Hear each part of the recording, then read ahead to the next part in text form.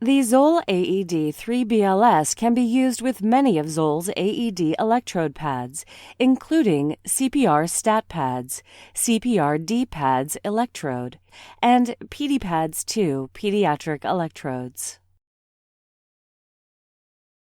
CPR stat pads are intended for use with adult patients and have a shelf life of 2 years. These pads include a CPR sensor that provides compression data to the AED on CPR rate and depth.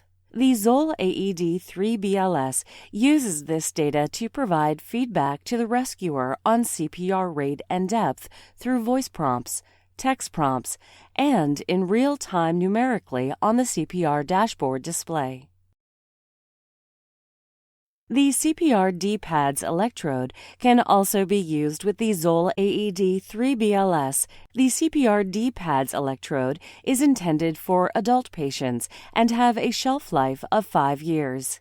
These pads also include a CPR sensor that provides compression data to the AED on CPR rate and depth.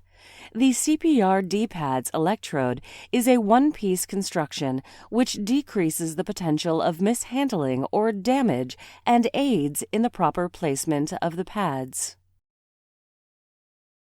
PD pads 2 pediatric electrodes are intended for use with child patients who are less than 55 pounds or up to 8 years of age.